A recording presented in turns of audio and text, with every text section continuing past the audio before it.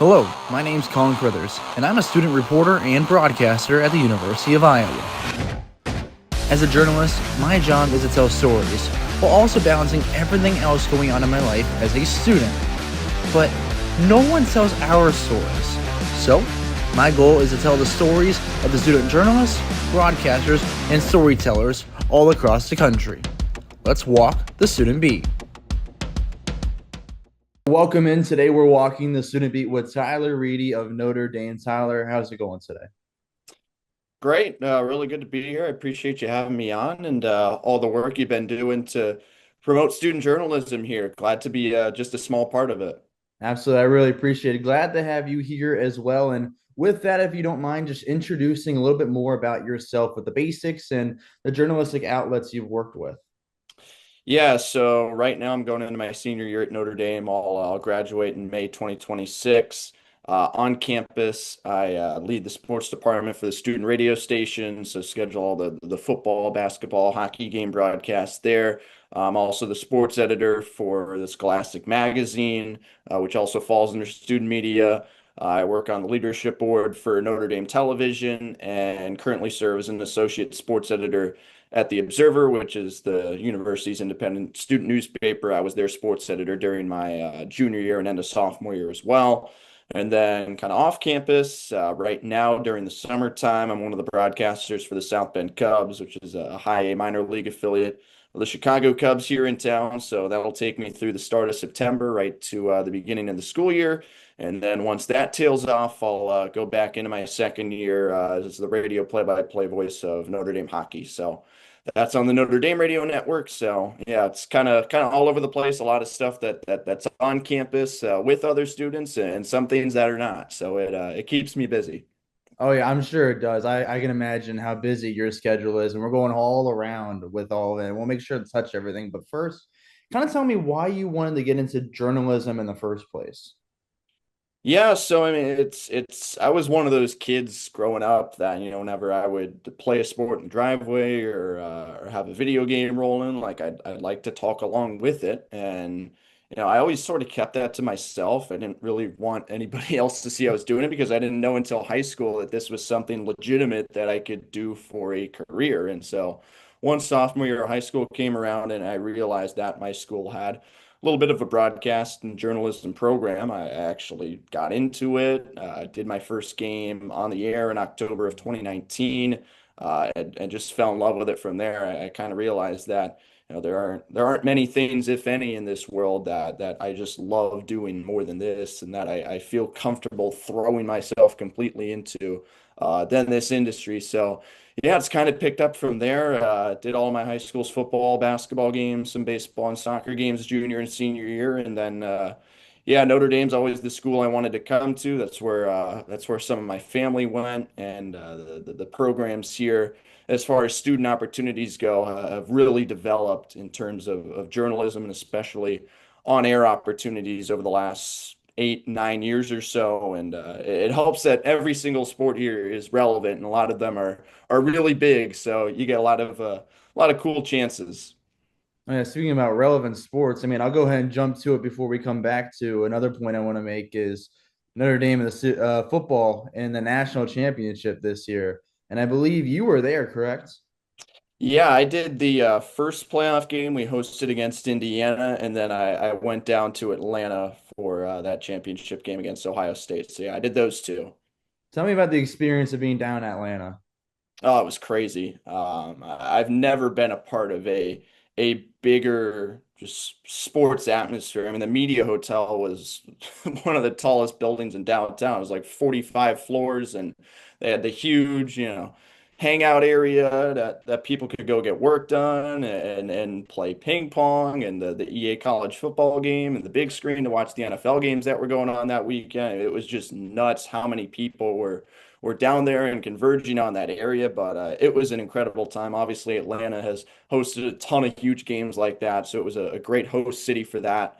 But yeah, results aside, I mean, we'll always remember that first 10-minute drive with the nine Riley Leonard quarterback draws. But yeah, aside from the result, it was an incredible experience being down there, and it's certainly one I won't forget anytime soon. Yeah, I talked to someone on this podcast, episode one. His name was Noah Weisskopf. I brought him up I believe last episode as well. Or no, it was 2 episodes ago. But he is from Ohio State, so he was down on the other end of that game. And again, results aside, like going into that, prepping to call that game, was their nerves a little different? Did you feel like you had to change something up at all? No, I mean it was just the excitement because I think that's one really under the radar thing that being at Notre Dame does is like I did my first football game on the air, 3 weeks into my freshman year. Like the great thing about this school that a lot of other places don't really have is that we're not necessarily a very kind of high level in terms of notoriety type of broadcast journalism school. Like we don't really have a devoted program for that, like a Syracuse or an Arizona State would. So there really aren't that many kids that are all in on trying to do sports journalism, sports media, and especially in terms of the play-by-play side of things. And so you can get a lot of opportunities right away. And the great thing about Notre Dame is that it's such a huge athletic environment, and every single team, like I said, is relevant at most of the time. You can get some incredibly high-level reps very early on doing that. Like I was on the air for Notre Dame Clemson my freshman year, and then Notre Dame Ohio State my sophomore year, and so you get used to those big atmospheres, and I think that's one point I can make where being at Notre Dame has really helped me grow. Like you go into a game like that, and you obviously appreciate the magnitude of it and want to celebrate and take in all of the amazing things that are a part of it because it is the national championship game. But ultimately, when that microphone goes on, that red light goes on, and you're on the air, it just feels like kind of another game, and you can be comfortable with it and let your preparation take care of things from there. So obviously, there was a lot more prep that went into it because it was a national championship game, and there are a million things written out there about both of the teams, and it's the third time they've met in 3 years, but at the end of the day, it was just another WVFI broadcast, and we had a lot of fun with it.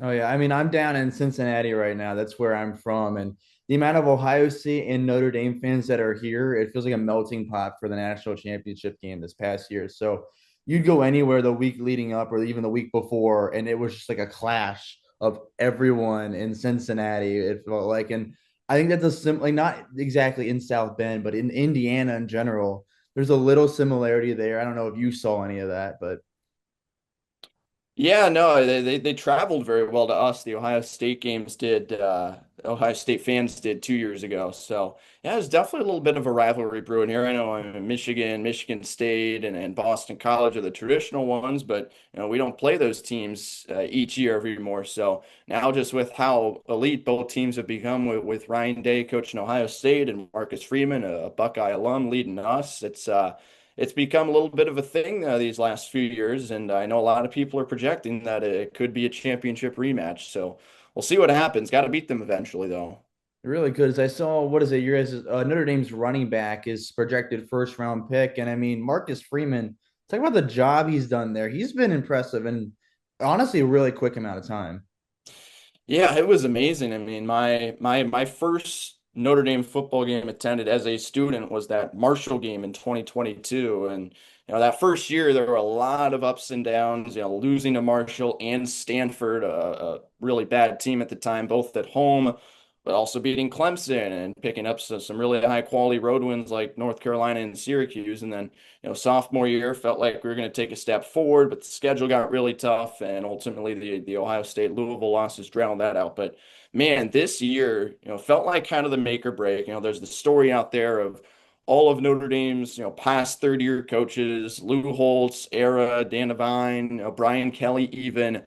Those stories that it's always the third year where they find the magic and make it to or win the national championship. And boy, week one, you couldn't have been more impressed with what Marcus Freeman and company did down at Texas A&M to win that game in convincing fashion. But week after that, you come home and lose to Northern Illinois. So that was really the breaking point. But I was so impressed, and we weren't in the locker rooms for all of it. You can only kind of gauge what you hear in the press conferences, and obviously see it on the field week to week. But I was so impressed with how that team responded to that game. You come out the next week, you're not hanging your head. You go out and kick the doors off of Purdue 66-7. And from there on out, this team just had a playoff mentality. I think in hindsight, you could certainly make a case, especially with what they did in the playoff, that Northern Illinois loss was one of the best things that could happen to them because it lit a fire underneath them. It put them into that mentality where every single week we're fighting for our lives to win a national championship. Whereas, if you're 8-0 at the midway point in the season, running into a trap game like a Navy or a Georgia Tech, then maybe you have the foot off the gas a little bit because you're playing so well and you haven't hit that adversity yet. To get that type of adversity, especially coming off of such a big win at A&M that early in the season, that did so much for that football team. And well, hey, to accomplish that and benefit from the adversity, you've got to have a good leader, and that's what Marcus Freeman was. I think that's like the beautiful thing with football is when I say is like if you can bounce back after a loss, it's like, all right, you've learned how to lose, you know how it feels to lose, but you also know how to battle in those situations. And Notre Dame was, I think, maybe the most perfect example in a few years past that we've seen in college football with that. Oh yeah, no doubt. And it's been an interesting thing ever since Marcus Freeman took over. Like the team's ability to bounce back from losses has been sort of his hallmark. We saw it in some of the Brian Kelly years that, you lost one of those big games and the season could kind of spiral a little bit. But I remember right after the Ohio State loss 2 years ago, you went into a really tough environment, a college game day weekend, and you beat Duke on the last play of the game. And then the next week after that, you lose to Louisville, come back home and beat the brakes off of Caleb Williams and USC. And so that's certainly become a sort of a trademark, a hallmark of this team. And it's a very nice thing to have, knowing that, yeah, if you stumble a little bit one week, the team more likely than not is not going to be very happy about it. And they're going to take it on out on whoever's coming up next on the schedule. Oh yeah, at least they got it out of the way early. And I know I'm kind of jumping around a little bit, but you mentioned the notoriety with student journalism at Notre Dame and how you might get more reps. And I mean, the second episode I did for this podcast was a guy at a D3 school, and he talked about how the benefit there is that he gets a lot more reps. There's not as many people involved. Of course, Notre Dame's not a small school, but would you almost describe it in the same way where you think there's more opportunity for you to get that many more reps? Yeah, I would say so. And I mean, we are a smaller school than you would think. The undergrad population is only about 9,000, 10,000. So it's not like we're a massive state school here. It's not easy to get into this place, obviously. And most people who are really that invested in student journalism from a high school age on are traditionally looking elsewhere to, again, like a Syracuse and Arizona State, Mizzou, Wisconsin, whatever you want to say, Northwestern too. But yeah, I mean, you can get in here and freshman year, everybody is very, very open to getting you involved right away. The development of Fighting Irish Media and Notre Dame Studios, which was a part of the 2017 renovations of the football stadium. They put a couple of huge buildings on each side of the stadium that house not only suites and press box levels within the stadium, but on the other side, they're massive buildings to serve campus. And so in one of them, you've got the entire floor of student media and Notre Dame backed media outlets like Scholastic, NDTV, the student radio station. And on the other side, on the bottom floor, you have the huge studio that Fighting Irish Media works out of to broadcast all of the Olympic sports, hockey, volleyball, football, video board shows, whatever it might be. And so there are a ton of chances. I remember some of the heaviest involvements I took on freshman year were running replay for soccer and baseball games and kind of just getting my foot in the door and letting them know like, hey, I'm really interested. I'm really invested in this. And the great thing about Notre Dame is you're not, battling 100 other students to have those positions. And when the time comes and they see that, okay, you're pretty good, you can handle this stuff and you can go on the air. You don't have to do it once every 2 or 3 months. You can do it every week. And so it's been great. Yeah, and you talk about being on the air. Let's talk about some of your experiences at Notre Dame right now. You mentioned first 3 weeks you're calling a football game, WVFI. So tell me about your student radio and your role there, how all that works.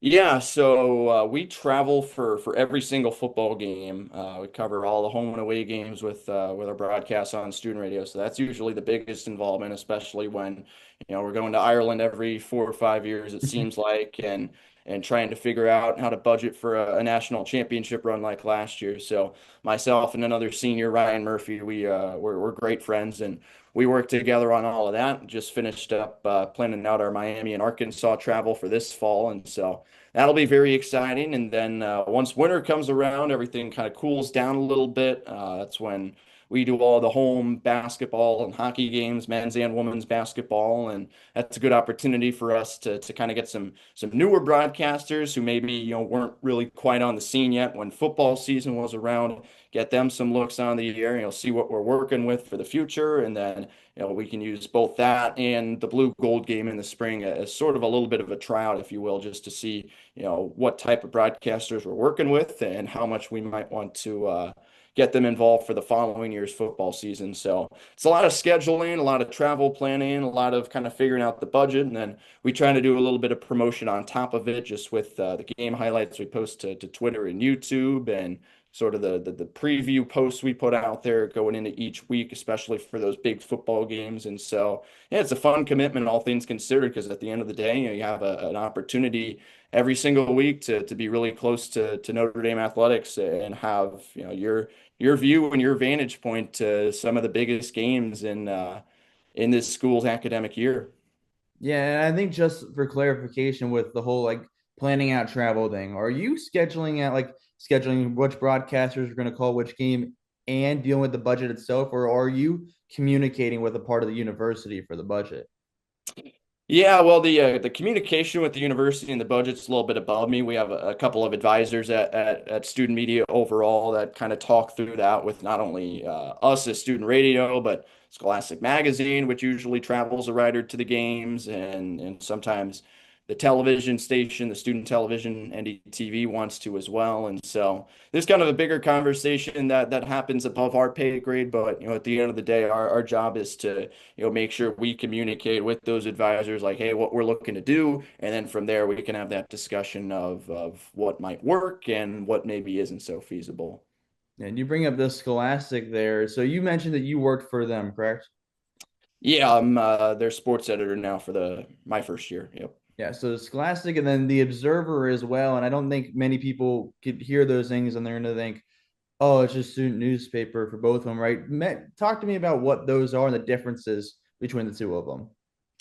Yeah, well, the big difference is that the Observer is entirely independent of the university. That's all run through donations through Notre Dame Day, which is the university's annual fundraiser that comes around in the spring, and advertisements. And so none of the university's dollar goes into that. So that's obviously very different. It's completely student run. There's not an advisor sitting in the office with us who graduated 15, 20 years ago to kind of lead us on where to go. It's all student run there, and so some really cool things can come out of that. And then Scholastic on the other side is obviously under the university's umbrella, I would say, and the second floor Duncan Student Center, which again houses all of the student media outlets. And the Observer is definitely much more of a kind of night to night thing. We publish in the paper physically 3 times a week and have online content going out every night. Football coverage is a lot bigger for specific games. We'll try and have 5 or 6 stories on the Friday morning going into the game. We have these big things called Irish Insiders, which have the really cool front covers that are specific to the storylines of each game, and then have a bunch of content both leading into the game and coming out of the game for Monday morning. Scholastic is a little bit more of a monthly type of thing, just kind of capturing the big stories going around on campus as far as sports go. But we're looking into maybe adding a little bit of a kind of a smaller kind of pocketbook style football edition that we can give away to fans coming through the campus on each home weekend this year. So we'll see what that turns into. I know we're having a meeting about it coming up later this week, so we'll see what goes on there. But yeah, a lot of really cool opportunities on both sides of it. Yeah, I'd say that's a great and really cool idea. One thing that we do on the Iowa side is I am a co-host with Elise Gann this upcoming year at Iowa for a pregame football show called Before the Kickoff that goes out every week. So it's similar to the paper where like, all right, they're posting like they submit 3 print pieces a week, but also at the end we get our little link for our show as well in there. So I will say the weekly thing obviously helps on our side. So I think that's a really fun idea. from there. But when you mentioned for where you guys are at now, monthly editions and then like the 3 times a week with the Observer, how is your approach to different stories different when you're going into both of them?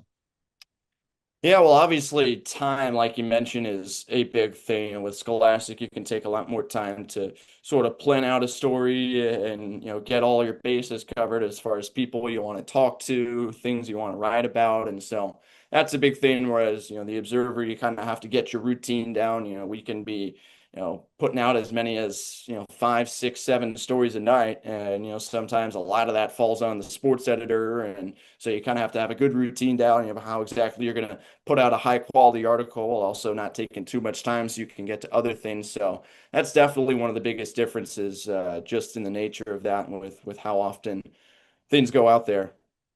Yeah, but then you also on the other side doing the writing, but also the play-by-play as well. And again, just to refresh for those that might not remember at the beginning, mention some of the opportunities at Notre Dame specifically that you're able to get involved with TV play-by-play, not just radio.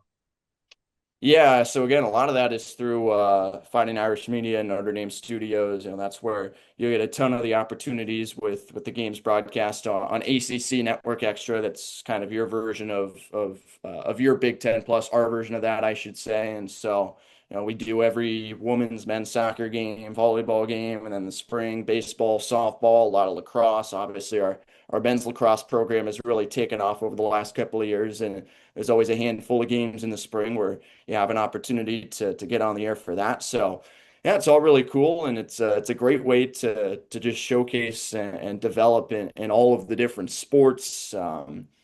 Because I remember like there's a track and field event we have too in early February that Notre Dame hosts that we've always done a broadcast for. One of my good friends who just graduated last year was really big into that. So, really, whatever sport you want to do, there's a chance to do it on that TV side. And then if you're more interested in doing it through a student media route and kind of being on the hosting slash analysis type of role, that's where Notre Dame Television, our student run group, really comes in with our sports show every Friday. So yeah, there's a lot of great stuff out there. I remember my freshman year, the very first sport I did on campus was rugby. I basically did that for the entirety of my fall semester. Never expected that would be my first sport at Notre Dame, but it was. I learned a lot, and it's a pretty fun sport to call. It's certainly different. I gotta ask because like I think where this is going, I had a similar experience with field hockey. Did you know much about rugby going into it? No, I just knew how the game looked. I knew that it was a bunch of guys on both sides of the ball, and you pitch it around, and you can't throw it forward, and it's a physical game, and that was about the extent of it. So there was definitely a learning process going into that fall for sure. That was pretty much exactly, besides the time frame, my field hockey experience where I was like, all right, this is about my second or maybe third call for Big Ten Plus, and they're throwing me on field hockey. I've never seen field hockey. I've never really watched it. So I think I sat down a day or two before and just watched as many YouTube videos as I could, explaining the sport, the rules, what goes into it, what the players are trying to think on the field. And then I sit there and I'm like, I don't know why they're blowing the whistle at this point or another. I don't know if you've ever seen a field hockey game, but it moves so quick. And sometimes you have no idea what the refs are calling. Yeah, no, we don't have field hockey. I have been to a game over at Northwestern. It's different. I grew up playing ice hockey, so I guess it shouldn't fall that too far from the tree for me, but who knows? But yeah, that was definitely the big thing with rugby. Like if you can't see or kind of read the calls the official is making, because we have a tiny press box up there. He's not usually making a very distinct gesture on what's going on. It can certainly be kind of tough. Oh yeah, no, I could definitely imagine that. We only have club rugby, so we don't have to broadcast that at least. But I also you mentioned like the track and field. I have to ask, have you ever broadcasted a track and field meet? No, but I want to this year. Oh, Yeah, my good buddy Jacob Irons, who just graduated this past spring and was one of the faces of student media here the last few years. He kind of had the market cornered there as far as broadcasting. It's called the Mayo Invite, and that was like his thing. Like I'm doing this, nobody's touching it, and he did a great job with it just because he loves kind of those I don't know, more sicko level type of sports, if you will, where you've got to obviously put a lot more research and work into it to kind of figure out what's going on. But yeah, no, if the opportunity comes around in the spring, sign me up for sure. Yeah, I like calling myself not the same way, but a sicko, mostly with the different teams I watch. I think if you know the reference, I passed the Hawaii test quite a bit. Okay, yep, Oh yeah, I know yeah, what you you're get it, talking you about. get it. But with track and field, because like Big Ten Plus, we no longer have to do it. Like we had to do it my freshman year. I was still getting into Big Ten Plus at that time, but at least on our side, that was about a six, like a 12, I think a 12-hour broadcast with no break in it. So I don't know if that's the same on your guys' side or not. Yeah, I think with that track and field invite, we only do like the first half, or think it might be the second half of Hmm. Saturday. So it could be a 12-hour broadcast, but I think we just cover some of the bigger events that happen Saturday afternoon. That makes sense. That sounds a lot better than the whole day because like I have that makes sense too. Is that like the first few races, like I think like let's get dramatic here. The Olympics, yeah, the first few races are kind of cool to see, but you care about what how they finish. It's the same with like a Big Ten meet or like an ACC meet.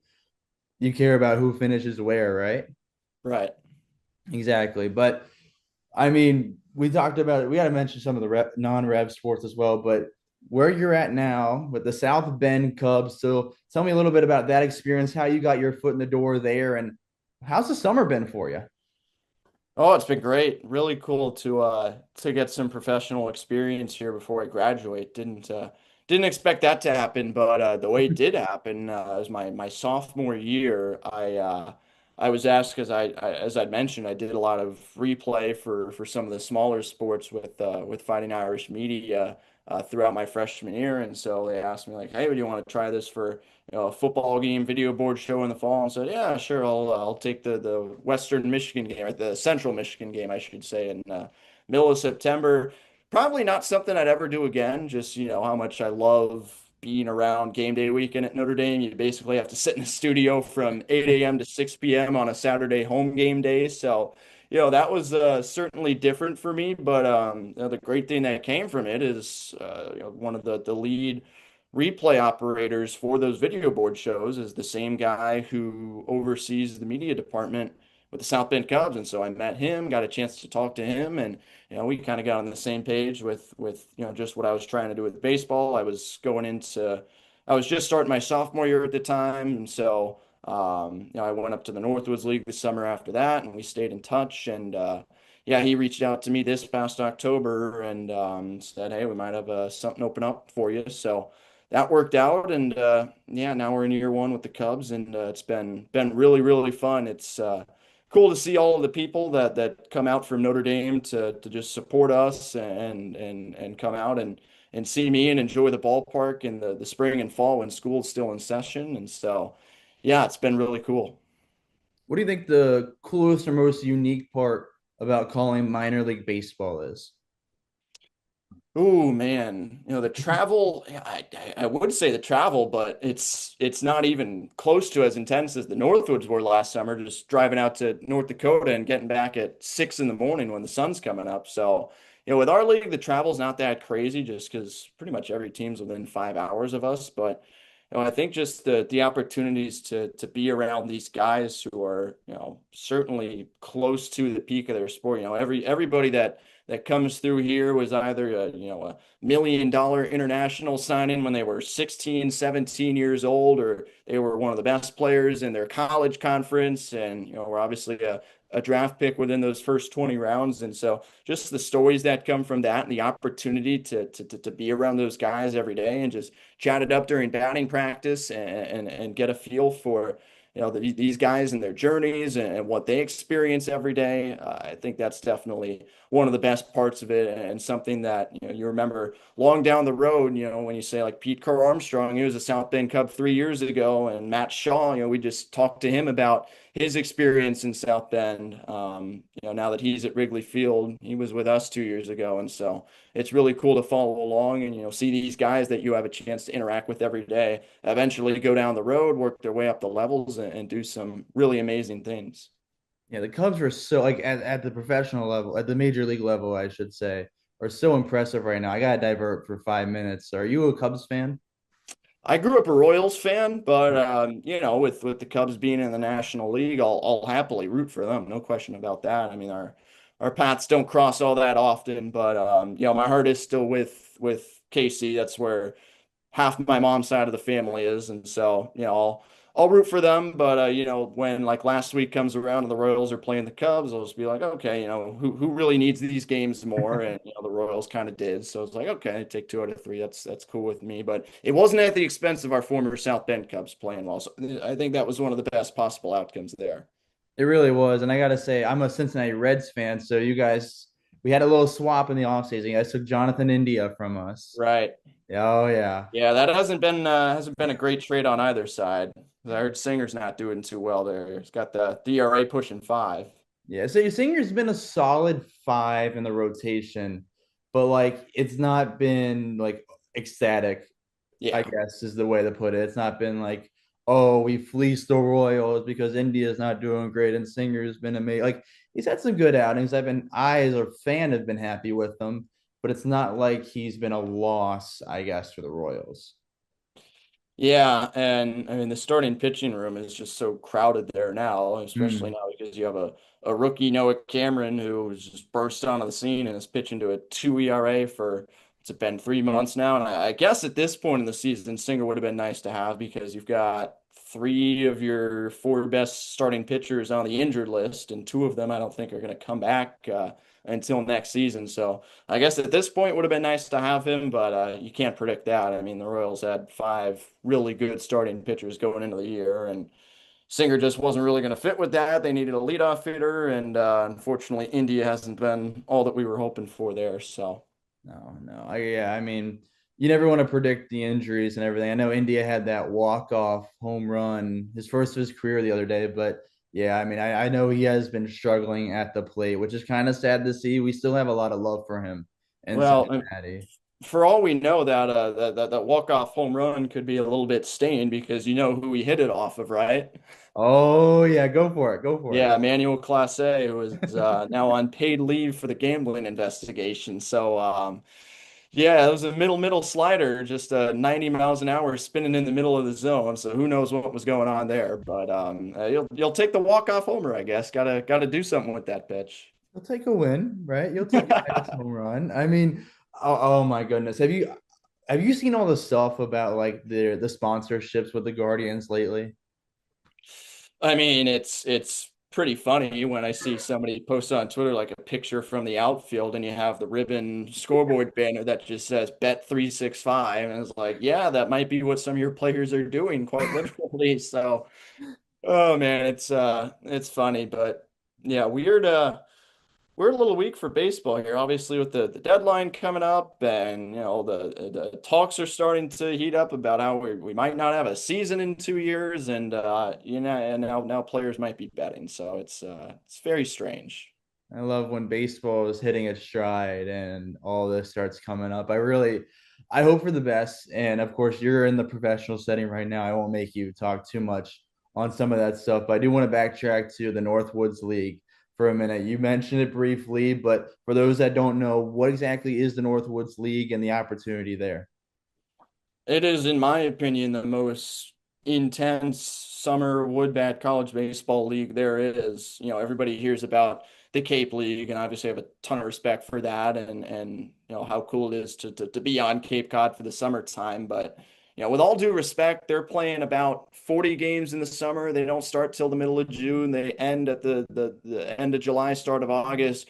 We're going 72 games in like 75 days from Memorial Day to the middle of August. And like the farthest team you travel to is 6.5, 7 hours away, at least in our case. Everybody on the Cape is within an hour or two of each other. And obviously both leagues have their benefits, but in my opinion, there's not a league in the country, especially if you can travel. And not every broadcaster can in the Northwoods League at this point, but fortunately in St. Cloud we were able to. If you can travel, there's not another league in the country that's closer to minor league baseball than that. And so that was a huge experience for me, just getting to know the guys and the coaching staff every single day and figuring out how to get a work routine going when you got a game on the road at 7:05 and you're busting back from 11 p.m. to 7 a.m. and then you've got another 7 o'clock game the next day, figuring out when you're going to sleep, when you're going to get work done, how early you're going to show up to the ballpark. That was all a huge part of it, and certainly really good as far as preparation goes for this year. Oh yeah, no, that makes a lot of sense with everything there. The travel is ridiculous. I was in the Great Lakes Summer Collegiate League last summer, so I mean the travel is not anywhere close to it. There's not even a portion of the teams in the league right now. But I do remember one of the travel experiences I had. We were in I was in Hamilton, which is near Cincinnati, and then Yeah. you have a general idea of where Muskegon, Michigan Oh, is. wow. Oh yeah, we went up there for a series. We ended up going back up for a championship game, like one of the championship games, I should say. Got delayed. We ended up getting rained out, so we had to stay in a hotel about 2 hours away. Went back up the next day, night game. And as soon as the game's over, they're like, "All right, since you guys got rained out the day before, you have to play the next game the next day." And it was back down in Hamilton for game two of the series. So we didn't get back until, as you were mentioning, 6, 7 o'clock in the morning. And then we're playing a game in about 6 hours. So I was back up and out of the door 2, 3 hours later. Yeah, I heard a story because our old skipper from St. Cloud the year before I got there, he's with the team in Minot now. And apparently, like during the weeks that the state fair's going on up there or the county fair, whatever it is, they have to play day games on weekends just, because otherwise you're going to lose your attendance to the state fair. And so they Hmm. had a day earlier this year. I think they were playing somebody in Minnesota where they got back into town at 7:45 in the morning and had a 105 game on that day. Oh, Like, what do you even do? I don't. Yeah, I've got nothing good like to say like on that part, like what you could do. I think it's just walk Right. up and hope they throw. Like if you're a batter in that situation, walk up and hope they're throwing balls. Hope they can't throw a strike. If you're a broadcaster, hope it's a smooth day, no crazy plays. Yeah. But you also in St. Cloud had some recognition, had some applause, which I'll let you go ahead and mention now. Oh yeah, so yeah, mid-season, yeah, I hate talking about this, but yeah, mid-season I was able to be a part of the broadcast team for the Northwoods League Home Run Challenge, an all-star game, which was really cool, really fun challenge. That was unlike anything I've ever had to experience preparation-wise since I started doing games 6 years ago now, just because like you get the all-star roster, and I think the Thursday before the game, it was a Tuesday game. And so you're basically budgeting that whole weekend between, getting ready and getting set for your games while also researching these bajillion guys from all the different teams around the league and having backstories there on them. And so that was an interesting challenge. Then obviously once game day comes around, you've got to figure out from the two field managers, okay, who's going to play when, who's going to pitch when, and you have to have your scorebook all allotted to make sure that you can fit everybody in the right way and know when people are going to be a part of the ball game. And so, yeah, that was a game unlike anything I've ever broadcast. Got to do all of the playoff games on the Great Plains side of the Northwoods League postseason, which was really cool. They offered me the chance, and this is again one of those travel things. We lost the Great Plains championship game to go to the Northwoods League championship game. I think it ended at like 10:30 p.m. on a Wednesday night.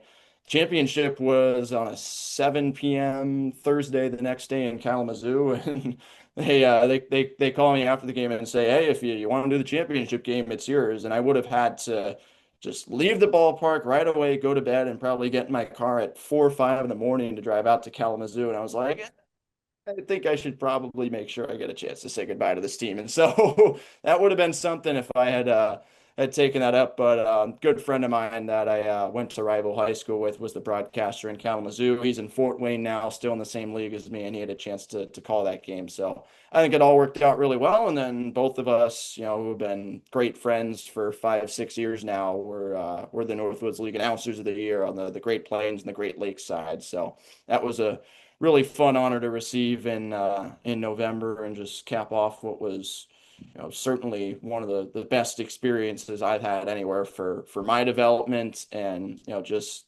as far as from an enjoyment perspective, being around that team and that organization in the Northwoods. Yeah, I say there's some really good baseball in town in the Northwoods League. I was more thinking that Great Plains announcer of the year, broadcaster of the year award that you received, and I didn't realize some of the other stuff there. So applause to you and all of that. But maybe the part that you will love talking about a little bit more is the ice hockey side of things, tying it back in the Notre Dame. Tell me about how much you travel and how much you cover the Notre Dame ice hockey team. Yeah, so I travel with them anywhere they go. I went to Belfast with them in November last year. I did the game outside at Wrigley Field in January when it was 17 degrees, and so yeah, basically they kind of told me like, hey, if you can make this work into your school schedule, you can do every single game home and away with this team, and that's how it ended up being. And yeah, so anywhere they went, non-conference within the Big Ten, I was there with them. So that was pretty crazy to experience. Got to do the postseason games too. We ended up winning the series up in Minnesota, upsetting the Gophers, who were the 2 seed as the 7 seed, and then playing at Michigan State for a chance to go to the conference championship game. So yeah, that was a pretty crazy experience. And yeah, one of the most memorable seasons I've had, even though we didn't win a ton of games, just the chance to be around that team to that extent, because that was the team that I really fell in love with my freshman year on campus. Obviously you come here, about the football team, the basketball teams are pretty notable as well, but hockey, having played it for as long as I did, and we were season ticket holders for the college team in Omaha for 5, 6 years. Like that's always the sport that's gotten me the most emotional. I'll shed a tear or two at the end of every season, and that made it just a really, really fulfilling and fun and special experience to be around Notre Dame hockey that much this past year, and again going in this year. As you mentioned, like playing hockey growing up, and I don't know what other sports you may or may not have played, but how different or unique is it to be able to call those games that you've had that background experience playing the sport? Yeah, well, it helps a lot, not so much from a, kind of technical perspective of understanding the game, because I mean, you can talk to any coach or player and kind of figure that out, but just the ability to track the puck, like that's so huge because it's such a small object that they're playing with. It's not a big football where, you see every play develop, you see them line up, you kind of get a sense of where the ball might be going, or basketball where it's a big round ball, it's not moving all that quickly, and baseball, which every pitch you can kind of prepare for. Like hockey, it's going all over the place. It's hitting the glass, it's hitting the board, it's bouncing off of people's skates. There was a goal that we gave up this year that went off of somebody's helmet. Like it's all over the place. And so I think that's the biggest advantage of having played the sport, is just that you kind of have that sense of where the puck is going, and you can sort of foresee that as the play develops. And when you're doing hockey on the radio, you've got to be able to track the puck, because the second you fall behind in your play-by-play doing a hockey game, it's tough to recover. You've got to be on the ball, or I guess on the puck, as you would say in that instance, and make sure that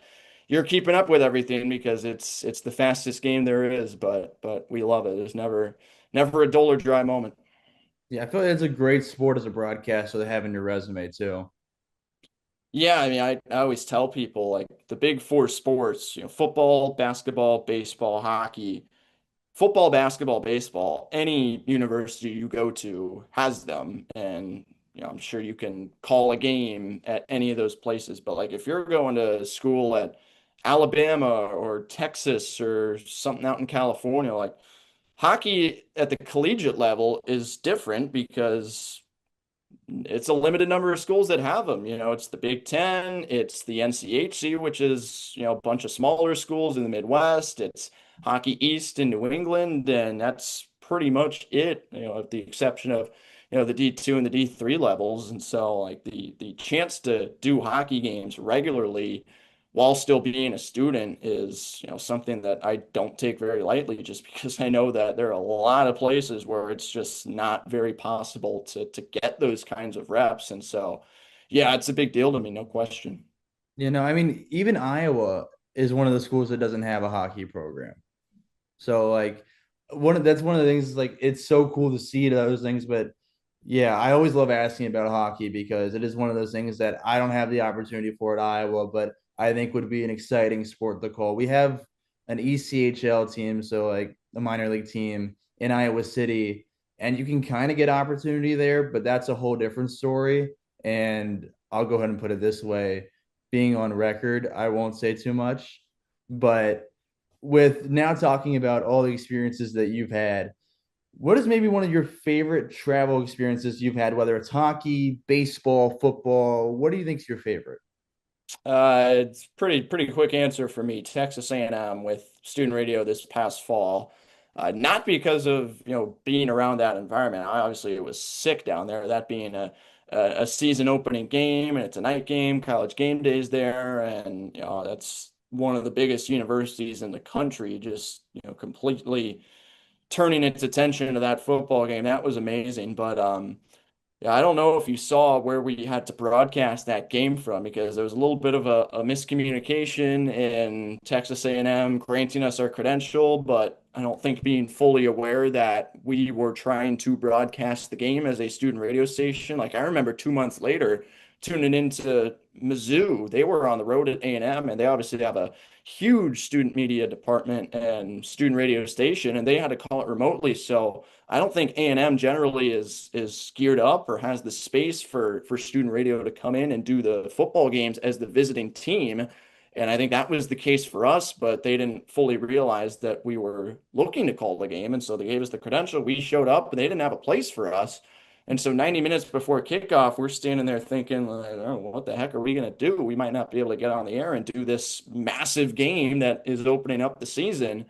But ultimately, they find a vacant, unused camera platform for us. It's behind the corner of the end zone on the main concourse. So, we're setting up, running the game off of my partner's hotspot, and it somehow all went off without a hitch. And honestly, it was a great vantage point just because, like, you're right behind the lower bowl of the seats. You feel like you're in the environment. You can take off the headset and chop it up with A&M fans who I've got to say, they were some incredibly nice people. Those Aggie fans down there. So I know all the different schools around the SEC got a lot of rep for how brutal, how hostile they can be, but they were great people down there. The environment was phenomenal, and the game certainly went as we would have hoped for as fans of the Fighting Irish. So, yeah, that as far as the travel experience goes, I think tops the list just because of how much of an up and down it was of just getting that thing on the air. Hey, the more you know, it tips off to the Aggie fans. That's something I probably would not have realized. I've also not really been to Texas, so I wouldn't even give you an estimate of what I would think. But that is good to know. So maybe I should take a trip down to Texas A&M, is what you're saying. Yeah, I mean they're turning things around a little bit. They've got one of Notre Dame's former coordinators, Mike Elko, running the show now as the head coach, and so yeah, they might be on the come up a little bit. They come to us this year for our home opener in the middle of September, so that's going to be a massive game. And yeah, they might be a little bit back. We'll see how close they can get to the playoff this year. Yeah, it'll be exciting opening game. That'll be definitely one I'll be hopefully watching, maybe at least just paying attention to, depending on where I'm at covering Iowa games. But with all this as well, you've talked about the different experiences you've had up from high school up until now. And what's maybe an attribute about yourself, maybe as a broadcaster, journalist, that's led you to get this far?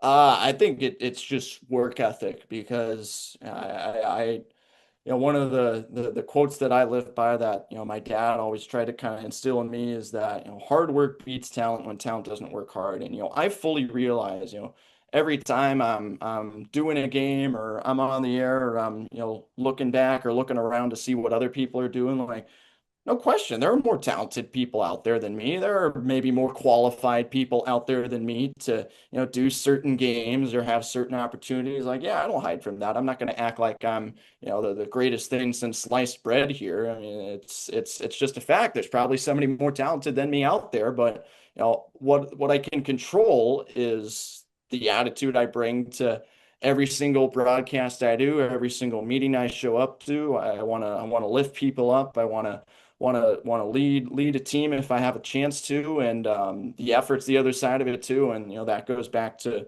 the preparation for every single game, and just giving everything I have to, whether it's the national championship game for Notre Dame football or the fourth game of a homestand against the Beloit Skycarp for the Cubs in the middle of July. Like, you've got to treat all of it equally, and you've got to understand that somebody might be listening to the game for the first time, and is going to have an impression of not only you as a broadcaster, but just the overall quality of the product and what you're putting out there as a unit, in terms of production. And so that attitude and effort, that's something I live by, and I try not to get too caught up in the talent level I have or whatsoever, or how good at this I am, because it's such a subjective thing too. Like, there's no way to objectively evaluate play by play and on air work, especially. Like, everybody has their different tastes.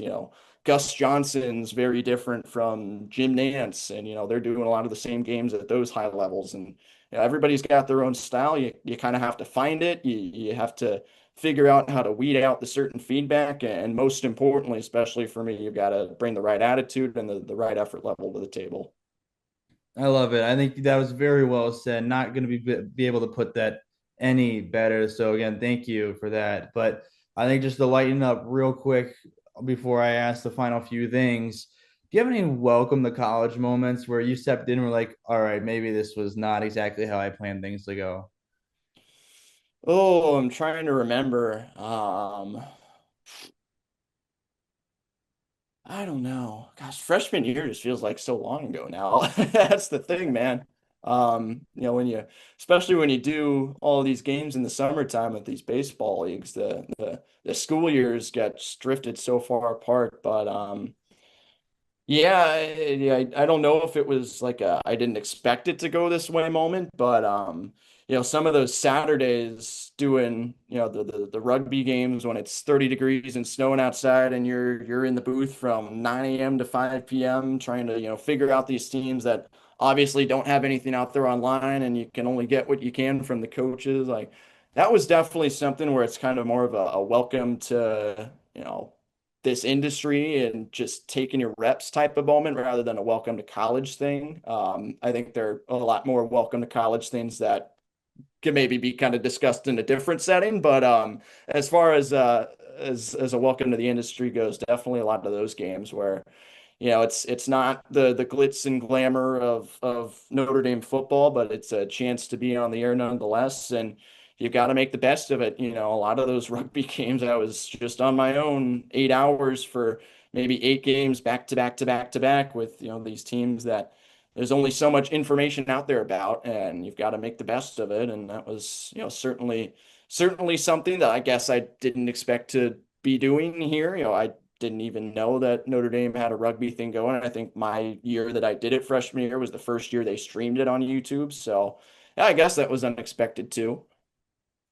No, absolutely. And I think I'm going to keep this question pretty bland. I'll let you take it wherever you want with it. But when people look at student journalism, why should they have a level of respect for it? Because we care. And I think at the end of the day, there are obviously so many people out there who, have graduated and are doing this for a living and covering teams. And, it's not to knock any of what they're doing, or say that they don't care, but they're making money doing it. There's a paycheck that comes to that, and there aren't paychecks here in student journalism. You might have, the school or the department with which you work, cover your travel expenses or whatnot, but I mean, you're not making a living being a student journalist as far as the time goes when you're in college. And so, to invest yourself this deeply in it and be a part of it to so highly of an extent, like, that shows that you really do care and you really do value the teams you're covering. And man, a lot of the times, I'll bring up JJ Post. He graduated last year, 2 years ago now, actually, 2024.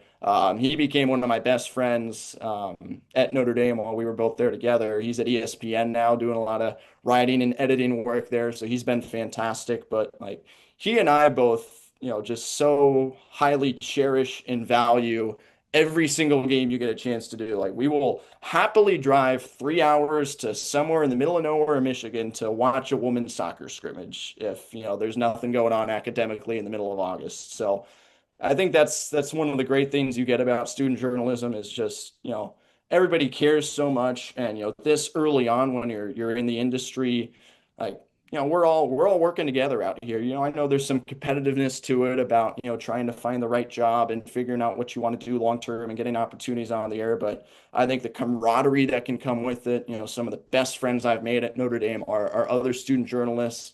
And so, yeah, I guess that's kind of more of an introspective around our circle, but why people should care about it is because we care and we will go to great lengths to chase our dreams and cover these teams that we have a lot of respect and valuation for, and I think that's what it's all about.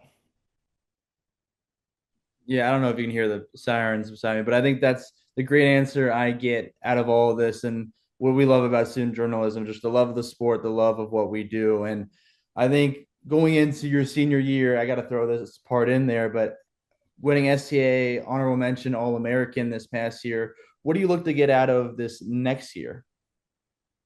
Yeah, I mean, just to keep growing and, most importantly, just make the most of every opportunity I get because it's so weird that senior year is now here. 2 years ago, it just felt like yesterday when I was kind of just getting started in this and looking up to all the people and thinking, oh, I got so much time left. Senior year will never come. But no, it comes at you quick. And yeah, definitely. I want to make sure that, I do keep myself busy doing these games, but I also want to, give myself the chances to reflect and just enjoy some of the things off the air, whether it's the dorm community or just life on campus and getting a chance to walk around and experience it all because these 4 years go by very quickly. And so yeah, I obviously want to keep doing as much as I can to set myself up for success in the now and in the future within this industry and this career. But at the end of the day, it is senior year, and Notre Dame's a place where you don't really know what you've got until you leave it. And so I want to make sure that I enjoy every opportunity and make the most of this experience as this last year gets started. Hard to believe I'm saying that.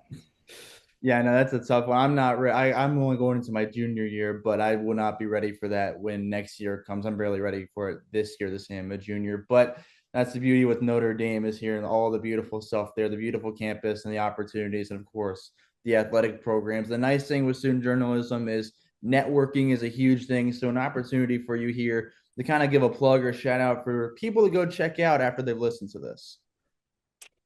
Yeah, I would say, my well, you're talking about for For me. you, yes, yes, Yeah, my yeah, bad. yeah. Yeah, I got a YouTube channel online. My website's under construction right now. I'm working on that here toward the end of the summer, but that'll be back up shortly. So you can find my stuff there. Just look up Tyler Reidy on YouTube. There's not that many Tyler Reids out there. Should be pretty easy to find, but got all of my radio, TV work from hockey, football, soccer, baseball, whatever it might be. And so yeah, drop a follow on Twitter, Instagram at Tyler J Reidy. Yeah, it'll be a lot of fun. Just follow along, see what the Cubs season's up to, and whatever else pops up along the way during this upcoming school year. But yeah, at Tyler J Reidy on socials, and then if you look up Tyler Reidy on YouTube, won't be that hard to find. So yep, there you go. Absolutely. I'll make sure I link everything as well. And I'll definitely be tuning in some more South Bend Cubs games. I know you guys were just in Dayton with my Reds high affiliate there. I don't exactly know how that series went for you guys, but did that go for you guys? Yeah, they got the series win. There's some controversy with Dayton on Sunday because we were up 4-0 on a grand slam in the fourth inning, and Dayton apparently got a bunch of rain dumped on it, couldn't get its field in order, and decided to cancel the game, which made us a little bit angry because we had the lead and only needed to get three more outs for the game to go official after 5 innings, and then you could just call it a win for us. And so, yeah, now it's still a 3-2 series win, but I think everybody wanted a little bit more out of that. So, oh well, that's baseball sometimes. And now we got a long 12 game homestand, and we're taking on the division leader tonight. So got to turn the page. Yeah, don't those homestands feel really nice, especially after some travel? Yeah, it is. And, I don't travel with them to every series, but it certainly is good to be home. And Cub fans really do a nice job of showing out, especially when summertime comes around and you're not dealing with those 35, 40-degree April nights anymore. So, yeah, it's good. Were you in Dayton? I was not. I was with them last on the road when they were in Cedar Rapids and then Peoria right around the 4th of July. So no, I went back to St. Cloud for the week to see my people from last year. Absolutely good there. I was going to ask you about Dayton's ballpark. I haven't been there, but I was going to ask your feelings or thoughts about it. But anyway, still, I know I'll be tuning in some more South Bend Cubs games and with more of everything going on. Good luck for you this next upcoming year. And thank you for spending some time with me today. Yeah, thank you. I really appreciate what you do. Thank you for listening to this episode of The Student Beat. Make sure you check out all of Tyler's work and follow along with him as he continues to put out very impressive calls and broadcasts. And if you want to stay up to date with all upcoming episodes of The Student Beat, make sure to follow me on Twitter at C_Carithers33 or at The Student Beat.